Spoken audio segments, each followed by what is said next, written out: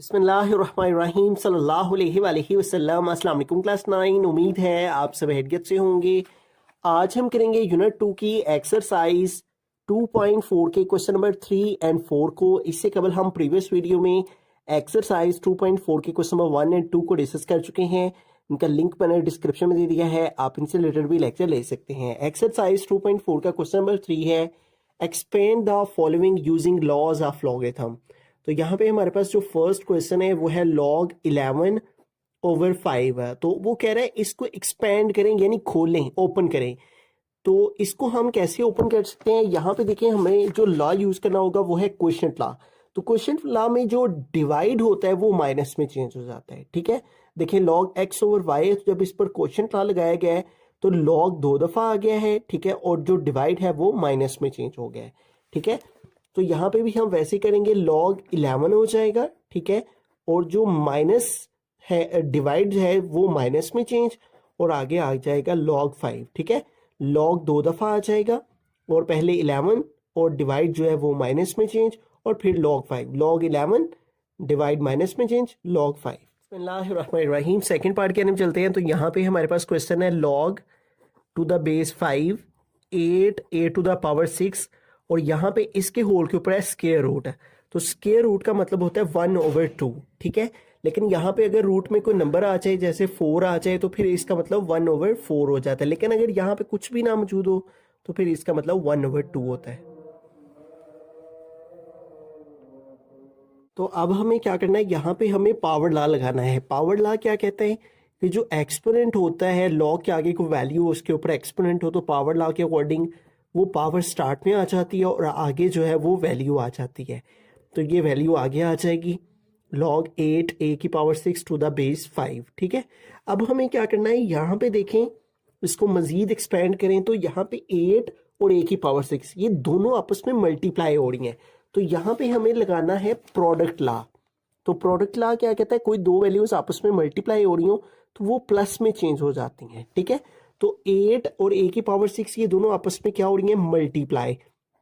तो ये मल्टीप्लाई जो है वो प्लस में चेंज हो जाएगा। बिटवीन में कोई साइन ना हो तो इसका मतलब वो वैल्यूज आपस में मल्टीप्लाई हो रही हैं। तो ये मल्टीप्लाई था, यहाँ पे आ गया प्लस, और इसके साथ भी लॉग आ जाएगा, और आगे वाली वैल्यू a की पावर 6 के साथ भी log बेस 5, log बेस 5। ठीक है, log बेस 5, log बेस 5 वैसे के वैसे 8 आ गया, a की पावर 6 आ गया, और मल्टीप्लाई प्लस में चेंज हो गया। ठीक है, इसको अगर मजीद सिंप्लीफाई करें तो अब यहाँ पे देखिए हमारे पास 1/2 log टू द बेस 5, और ये 8 है।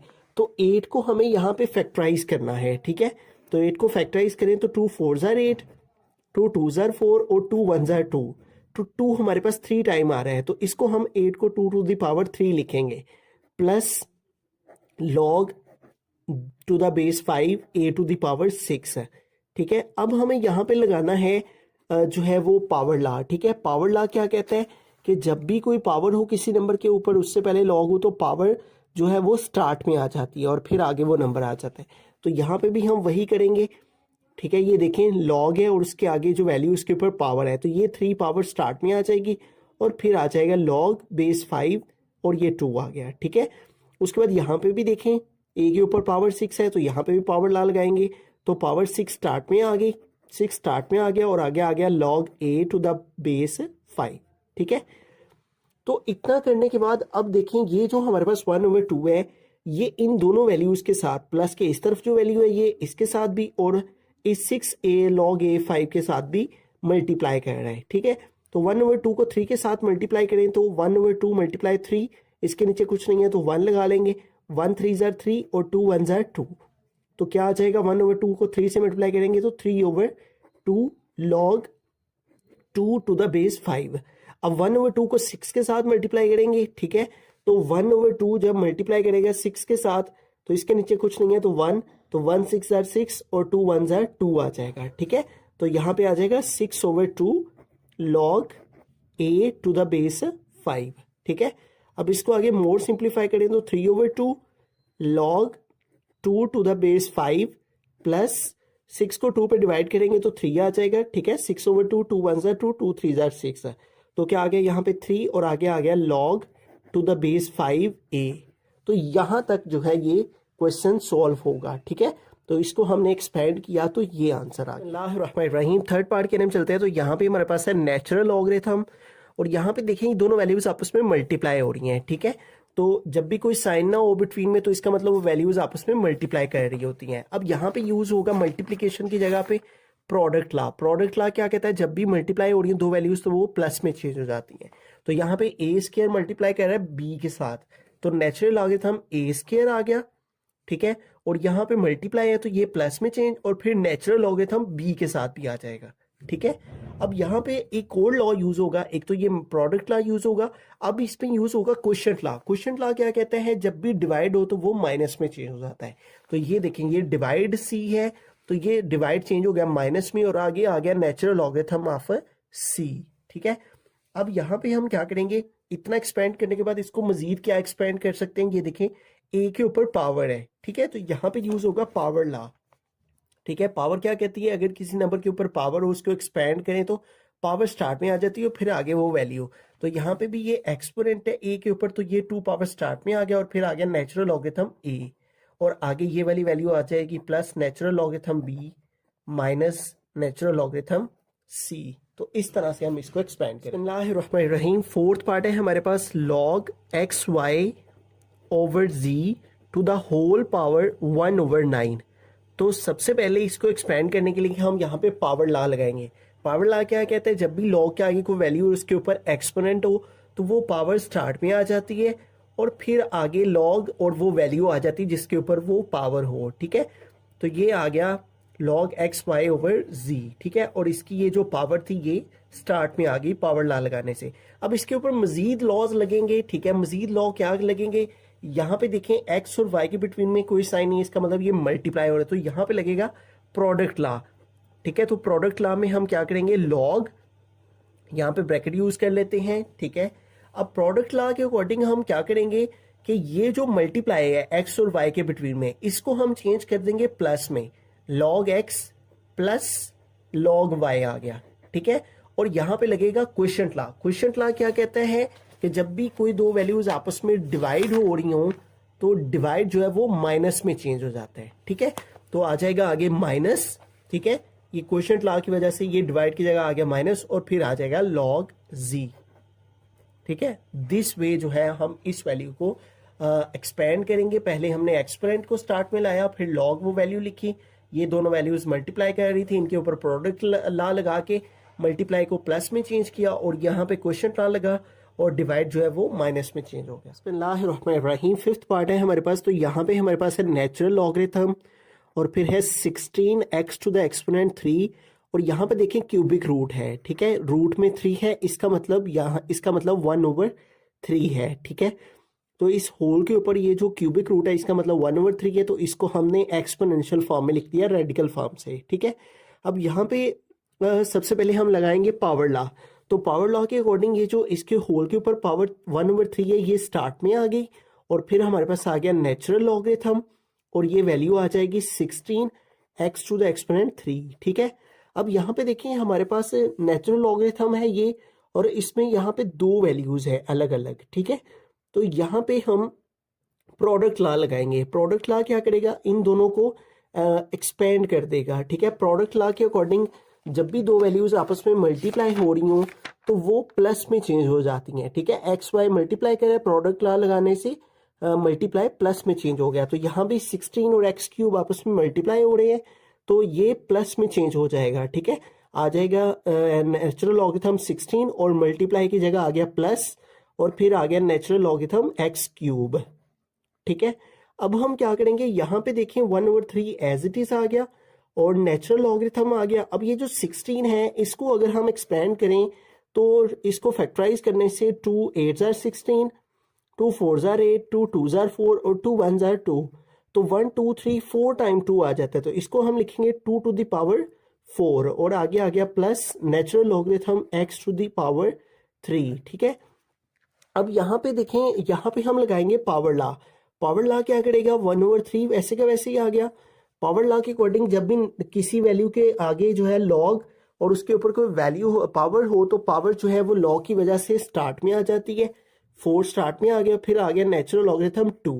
ठीक है, और यहाँ पे आ गया प्लस, और यहाँ पे भी पावर लॉ लगेगा, तो जो एक्सपोनेंट है पावर है वो लॉग से पहले आ जाएगी, 3 स्टार्ट में आ गया, फिर आ गया नेचुरल लॉगरिथम x। ठीक है, इस तरह से। अब यहाँ पे देखें ये जो 1/3 है ये इस वैल्यू से भी मल्टीप्लाई कर रहा है, और 1/3 इस 3 नेचुरल लॉगरिथम x के साथ भी मल्टीप्लाई कर रहा है। तो 1/3 को इस 4 से मल्टीप्लाई करेंगे, 1/3 मल्टीप्लाई 4, तो 4 1 से मल्टीप्लाई हो गए 4 और डिवाइड में आ गया 3। ठीक है, तो 1/3 को 4 से मल्टीप्लाई किया तो आ गया 4/3 और साथ आ गया नेचुरल लॉगरिथम 2।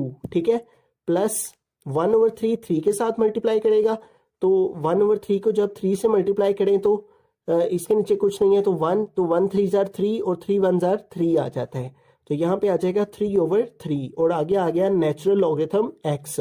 ठीक है, अब यहाँ पे देखिए हमारे पास 4/3 नेचुरल लॉगरिथम 2 वैसे का वैसे ही, प्लस 3 को 3 पे डिवाइड करेंगे, 3 3 से कट हो गया, बाकी आ गया 1, तो 1 को नहीं लिखा जाता, तो यहाँ आ जाएगा नेचुरल लॉगरिथम x। बिस्मिल्लाहिर्रहमानिर्रहीम, 6th पार्ट की हम चलते हैं। तो यहाँ पे देखिए हमारे पास log बेस 2 है और ये इस होल के ऊपर पावर 5 है। तो सबसे पहले यहाँ पे हम पावर लॉ लगाएंगे, पावर लॉ के अकॉर्डिंग पावर स्टार्ट में आ जाती है और फिर आगे log टू द बेस 2 और ये वैल्यू आ जाएगी जो कि है 1 - a/b। ठीक है, अब यहाँ पे इस वैल्यू को मजीद हम एक्सपेंड करने के लिए एक और लॉगरिथम का लॉ लगाएंगे जो है क्वोशिएंट लॉ। क्वोशिएंट लॉ के अकॉर्डिंग जो डिवाइड होता है वो माइनस में चेंज हो जाता है। तो यहाँ पे देखें ये डिवाइड है तो इसको हम माइनस में चेंज कर देंगे। ये हमने 5 लिखा, यहाँ पे ब्रैकेट यूज कर लेंगे क्योंकि ये होल के ऊपर एक्सपोनेंट था इसलिए ब्रैकेट यूज करेंगे। log बेस 2 और ऊपर क्या है 1 - a, तो यहाँ आ गया 1 - a और फिर ये है डिवाइड, तो डिवाइड चेंज हो जाएगा माइनस में, फिर दोबारा से log बेस 2 लिखेंगे और फिर आ जाएगा b। ठीक है, तो इस तरह से हम जो है वो इसको क्वोशिएंट लॉ की मदद से इस डिवाइड को माइनस में चेंज किया और ऊपर वाली वैल्यू के साथ भी log बेस 2 और नीचे वाली वैल्यू से पहले भी log बेस 2 आ जाए। बिस्मिल्लाहिर्रहमानिर्रहीम, क्वेश्चन नंबर 4 की जानिब चलते हैं। क्वेश्चन नंबर 4 है हमारे पास, find the value of x in the following equation. तो यहाँ पे इक्वेशन है, इसके अंदर x मौजूद है। ठीक है, तो हमें यहाँ से इस x की वैल्यू को फाइंड करना है। तो हमारे पास क्वेश्चन है log 2 + log x is equal to 1। तो सबसे पहले यहाँ पे हम प्रोडक्ट लॉ लगाएंगे। प्रोडक्ट लॉ क्या कहता है, जब भी हमारे पास प्लस हो वो मल्टीप्लाई में चेंज हो जाता है। ठीक है, log 2 दफा है, log को 1 दफा लिखेंगे और ये 2 और प्लस चेंज हो जाएगा मल्टीप्लाई में और आगे आ गया x। ठीक है, इज इक्वल टू 1, तो ये हो जाएगा log 2 को x से मल्टीप्लाई करेंगे 2x इज इक्वल टू 1। अब यहाँ पे आपके थोड़ा सा अंडरस्टैंड करना है इस बात को। यहाँ पे तो हमने सिंपली प्लस को चेंज किया मल्टीप्लाई में, तो log 2x हो गया। ठीक है, अब हमने क्या करना है, जिस log की बेस शो नहीं हो रही होती उसकी बेस 10 होती है। ठीक है, अब यहाँ पे हम इसको लॉगरिथमिक फॉर्म से एक्सपोनेंशियल फॉर्म में लिखेंगे। जैसे कि प्रीवियस एक्सरसाइज में अगर आपने इस एक्सरसाइज को अंडरस्टैंड किया हुआ है 2.2 को, तो इसके क्वेश्चन नंबर 2 में हमने पढ़ा था, ये देखें ये लॉगरिथमिक फॉर्म है। ठीक है, और इसको हमने चेंज किया था एक्सपोनेंशियल फॉर्म में। ठीक है, तो जब भी हमारे पास log के अंदर वैल्यू हो तो उसको एक्सपोनेंशियल फॉर्म में कैसे चेंज किया जाता है, जो हमारे पास बेस में वैल्यू होती है उसे बढ़ा करके लिखते हैं और जो इक्वल के बाद में वैल्यू होती है वो एक्सपोनेंट में आ जाती है और जो log के सामने वैल्यू होती है वो इक्वल के दूसरी तरफ चली जाती है। तो अगर आपने इस एक्सरसाइज का लेक्चर लिया और इस क्वेश्चन को अच्छे से अंडरस्टैंड किया हुआ है तो फिर आपको ये स्टेप बआसानी समझ में आ जाएगा। जो log की बेस में वैल्यू है उसे बढ़ा करके लिखेंगे और जो इक्वल के बाद वाली वैल्यू है वो एक्सपोनेंट में आ जाएगी और इज इक्वल टू log के सामने जो वैल्यू होती है वो इक्वल के दूसरी तरफ चली जाती है। ठीक है, इस तरह से। अब 10 की पावर 1 का मतलब 10 नहीं होता है। ठीक है, अब यहाँ पे देखें ये 2x के साथ मल्टीप्लाई कर रहे हैं, हमें x की वैल्यू चाहिए, 2 इधर मल्टीप्लाई कर रहा है, इधर आके 2 डिवाइड हो गया, इधर बाकी रह गया सिर्फ x। 2 1 ज़ा 2, 2 5 ज़ा 10, तो क्या बाकी आ गया 5 इज इक्वल टू x। तो r लिख के x को इस तरफ लिख लेंगे और 5 को इस तरफ। ठीक है, तो इस तरह से x की वैल्यू फाइंड होगी। पहले हमने प्रोडक्ट लॉ लगा के प्लस को मल्टीप्लाई में चेंज किया तो ये वैल्यू 2x हो गई, फिर इसको हमने लॉगरिथमिक फॉर्म से एक्सपोनेंशियल फॉर्म में लिखा और फिर हमारे पास x फाइंड। बिस्मिल्लाहिर्रहमानिर्रहीम, सेकंड पार्ट है हमारे पास। यहाँ पे देखें हमारे पास सबसे पहले हम प्रोडक्ट लॉ लगाएंगे। log बेस 2 है तो log बेस 2 को 1 दफा लिख लेंगे, ये आ गया x और प्रोडक्ट लॉ के अकॉर्डिंग प्लस जो है वो मल्टीप्लाई में चेंज हो जाता है और आगे आ जाएगा 8। ठीक है, हमने क्या किया, बेस सेम है log 2 लिखा, फिर ये x आ गया और प्रोडक्ट ला के अकॉर्डिंग प्लस जो है वो मल्टीप्लाई में चेंज हो जाता है, आगे आ गया 8 इज इक्वल टू 5। ठीक है, तो इस तरह यहाँ आ जाएगा log बेस 2 और 8 को x से मल्टीप्लाई करेंगे 8x इज इक्वल टू 5। ठीक है, अब यहाँ पे देखें हमारे पास जो लॉगरिथमिक फॉर्म आ गई। अब इसको एक्सपोनेंशियल फॉर्म में कैसे लिखेंगे, जो लॉग के बेस में वैल्यू उसे बढ़ा करके लिखते हैं और जो इक्वल के बाद वाली वैल्यू होती है वो एक्सपोनेंट में आ जाती है और इज इक्वल टू लॉग के सामने वाली वैल्यू इक्वल के दूसरी तरफ चली जाती है इस तरह से। ठीक है, अब 2 की पावर 5 है, 2 की पावर 5 का मतलब है 2 को हमने 5 टाइम आपस में मल्टीप्लाई करना है। ठीक है, 1 2 3 4 5, 2 2 जार 4, 4 2 जार 8, 8 2 जार 16 और 16 2 जार 32 इज इक्वल टू आ गया 8x। अब हमने यहाँ से x की वैल्यू फाइंड करनी है, 8 इधर मल्टीप्लाई कर रहा है तो इधर आके 8 डिवाइड हो जाएगा। ठीक है, तो 8 इधर आके डिवाइड हो गया, इधर बाकी रह गया x। 8 1 jar 8, 8 4 jar 32। तो इस तरह 4 is equal to x, r लिखकर x को इस तरफ लिख लेंगे, 4 को इस तरफ। ठीक है, तो ये हमारी x की वैल्यू फाइंड होगी। रहीम थर्ड पार्ट के लिए हम चलते हैं। तो यहाँ पे हमारे पास क्वेश्चन है 81 to the power x is equal to 243 to the power x plus 2। तो हमें चूंकि इस क्वेश्चन में x को फाइंड करना है और x देखिए एक्सपोनेंट में आ रहा है, तो एक्सपोनेंट में x मौजूद है तो इसका मतलब हमें बेस एक जैसी बनानी होगी। अगर बेस एक जैसी होगी तो तब हम एक्सपोनेंट के इक्वल लिख सकेंगे और फिर x फाइंड हो सकेगा। ठीक है, तो बेस को एक जैसा बनाने के लिए हम इन दोनों को फैक्टराइज करेंगे सेम नंबर के साथ। 81 है तो इसको 3 के टेबल से करें तो 3 2 जार 6, यहाँ 8 है, 6 कंप्लीट हुए, 2 इस 1 के साथ है 21, तो 3 7 जार 21, फिर 3 9 जार 27, फिर 3 3 जार 9 और फिर 3 1 जार 3। तो इस तरह 1 2 3 4 टाइम 3 आ गया। तो 81 को हम क्या लिखेंगे, 3 टू द पावर 4 और इसके ऊपर पावर आ जाएगी x और इज इक्वल टू है 243। तो इधर हम 243 को फैक्टराइज करेंगे। ठीक है, और इसको फैक्टराइज करने के लिए हम 3 का टेबल यूज करें तो 3 8 जार 24 और 3 1 जार 3 और फिर 3 27 टाइम 81, फिर 3 9 जार 27 और फिर 3 3 जार 9 और फिर 3 1 जार 3। तो 1 2 3 4 5 टाइम 3 आ गया। तो इसको 243 को हम 3 टू द पावर 5 लिखेंगे और इसके ऊपर एक्सपोनेंट आ जाएगा x प्लस 2। अब ये जो अंदर वाले एक्सपोनेंट है ये बाहर वाले एक्सपोनेंट से मल्टीप्लाई हो जाएगा, 3 टू द पावर 4x हो गया और इधर ये 3 आ गया। अब ये जो 5 है ये इन दोनों से मल्टीप्लाई हो रहा है, तो 5 को x से मल्टीप्लाई करेंगे तो 5x और 5 को 2 से मल्टीप्लाई करेंगे तो 5 2 जार 10। अब देखें बेस एक जैसी आ गई है, तो हमने प्रीवियस एक्सरसाइजेस में अंडरस्टैंड किया है अगर बेस एक जैसी हो तो एक्सपोनेंट एक दूसरे के इक्वल लिख सकते हैं और अगर एक्सपोनेंट एक दूसरे के हो तो बेस एक दूसरे के इक्वल लिखी जा सकती है। तो बेस एक जैसी है इसका मतलब एक्सपोनेंट के इक्वल लिख लेंगे। ठीक है, तो ये हमारे पास आ गया एक्सपोनेंट के इक्वल। ठीक है, अब इधर से हम x की वैल्यू को फाइंड करने के लिए r लिख के इधर वाली वैल्यू जो कि ग्रेटर है उसको हम इस तरफ लिख लेते हैं और 4x को इस साइड पे लिख लेते हैं। ठीक है, हमें x फाइंड करना है, x वाली वैल्यूज एक तरफ कर लेंगे, कांस्टेंट वैल्यू दूसरी तरफ ले जाएंगे, प्लस 4x इधर आके माइनस 4x और ये प्लस 10 इधर जाके माइनस 10। ठीक है, 5x में से 4x माइनस करेंगे तो x आ जाएगा और इज इक्वल टू हमारे पास क्या आ गया, माइनस 10। ठीक है, तो इस तरह से हम x की वैल्यू जो है इनकी बेस को एक जैसे इक्वल रख के तो एक्सपोनेंट के इक्वल रख के x की वैल्यू फाइंड करनी है। फोर्थ पार्ट है हमारे पास 1/27 to the power x minus 6 is equal to 27। तो यहाँ पे देखिए 27 है, इधर भी 27 है, तो हम इन दोनों को फैक्टराइज कर लेंगे। तो 27 को फैक्टराइज करेंगे तो 3 9 जार 27, 3 3 जार 9 और 3 1 जार 3।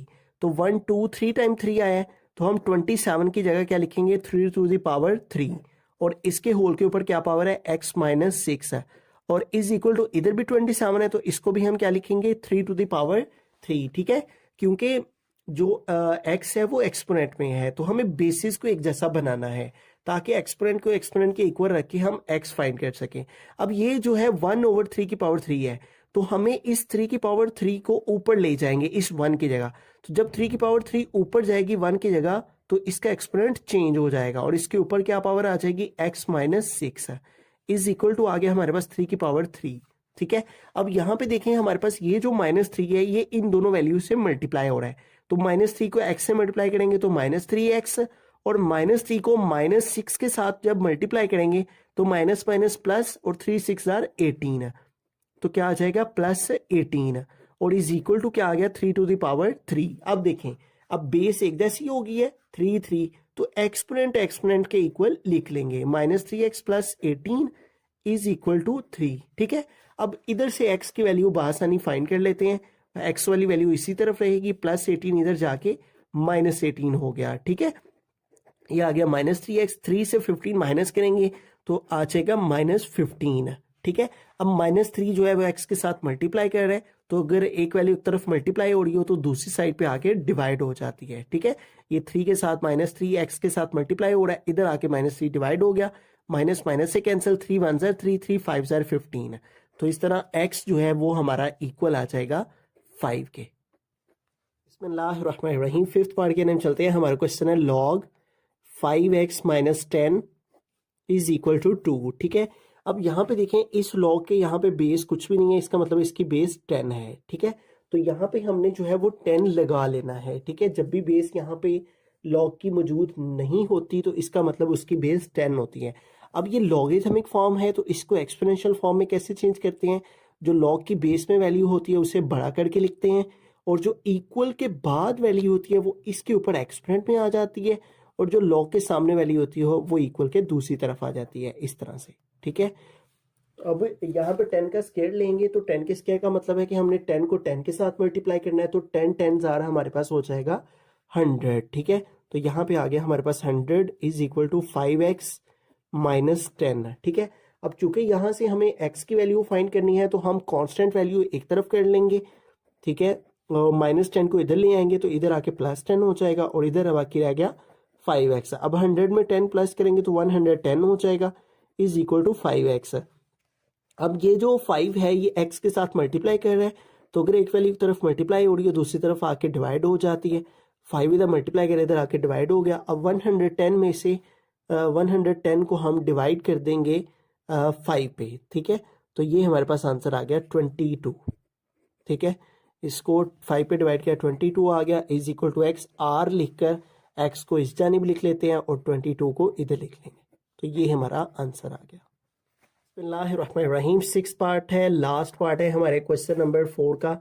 तो यहाँ पे हमारे पास वैल्यू है log to the base 2x plus 1 minus log to the base 2x minus 4 is equal to 2। ठीक है, तो सबसे पहला स्टेप इस क्वेश्चन में ये है कि यहाँ पे देखें हमारे पास log बेस 2 है। ठीक है, और बिटवीन में साइन है माइनस का, तो क्वोशिएंट लॉ हम अप्लाई करेंगे। क्वोशिएंट लॉ के अकॉर्डिंग जो माइनस होता है वो डिवाइड में चेंज हो जाता है। log बेस 2 को एक दफा लिखा x प्लस 1, और ये जो माइनस है ये डिवाइड में चेंज, log बेस 2 हम लिख चुके हैं और आगे आ जाएगा x माइनस 4। ठीक है, इस तरह से, और इज इक्वल टू आ गया 2। ठीक है, तो हमने माइनस को चेंज कर देना है डिवाइड में, और log बेस 2 एक दफा, माइनस को चेंज कर देंगे डिवाइड में, और ये आगे वाली वैल्यू आ गई। ठीक है, अब ये हमारे पास लॉगरिथमिक फॉर्म आ गई है। अब इसको हम एक्सपोनेंशियल फॉर्म में लिखेंगे, तो जो लॉग की बेस में वाली वैल्यू है उसको बढ़ा करके लिखेंगे, और इक्वल के बाद जो वैल्यू है इसके ऊपर एक्सपोनेंट आ जाती है, और इज इक्वल टू लॉग के सामने जो वैल्यू होती है वो इक्वल के दूसरी तरफ आ जाती है, जो कि है x plus 1 over x minus 4। ठीक है, अब 2 का स्केयर लेंगे, तो 2 का स्केयर का मतलब है 2 को 2 से मल्टीप्लाई करना, 2 2 ज़ार 4 आ गया, इधर आ गया x plus 1 over x minus 4।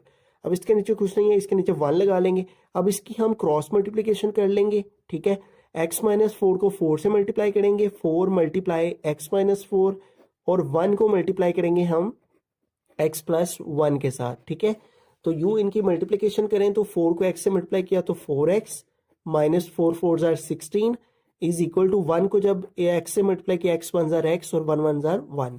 अब x वाली वैल्यूज एक तरफ ले आएंगे। ठीक है, 4x प्लस x इस साइड पे आएगा तो माइनस x, ये 1 आ गया, कांस्टेंट वैल्यू एक तरफ ले जाएंगे, माइनस 16 इस साइड पे आएगा तो प्लस 16 हो जाएगा। 4x में से 1x माइनस करेंगे तो 3x हो जाएंगे, और 1 और 16 जो है वो 17 हो जाएगा। ठीक है, जिसके साथ कुछ भी कोफिशिएंट शो नहीं होता उसका कोफिशिएंट 1 होता है। ठीक है, तो 4x में से 1x माइनस किया 3x। अब हमें x चाहिए, 3 जो है वो इसके साथ मल्टीप्लाई कर रहा है तो इधर आके 3 डिवाइड हो जाएगा। ठीक है, अब ये हमारे पास आ गया फ्रैक्शन फॉर्म में। तो बुक के ऊपर जो आंसर है वो मिक्स्ड फॉर्म में लिखा हुआ है, तो इसको मिक्स्ड फॉर्म में चेंज कर लेंगे। 17 को डिवाइड करेंगे 3 पे। ठीक है, तो इस तरह 17 को हमने अंदर लिखना है और 3 को बाहर लिखना है। अब 3 का डिवाइड करेंगे 17 आ जाए, 3 4 ज़ार 12, 3 5 ज़ार 15, 3 6 ज़ार 18 हो जाता है, तो 3 5 ज़ार 15 किया, माइनस करेंगे 7 माइनस 5 2 आ जाएगा। ठीक है, अब ये जो हमारे पास आंसर में नंबर आया होता है, ठीक है, इसे हमें साइड में लिखना होता है और जो रिमाइंडर आया होता है ये हमारे पास न्यूमरेटर बन जाता है, ऊपर आ जाता है, और जो यहाँ पे वैल्यू होती है वो डिवाइड में आ जाती है। ठीक है, तो इसको हम जो है वो मिक्स फॉर्म में इस तरह लिखते हैं, जो आंसर हो वो साइड पे लिखते हैं होल की प्लेस पे, और जो रिमाइंडर आया हो वो न्यूमरेटर में, और जो यहाँ पे नंबर होता है वो नीचे आ जाता है।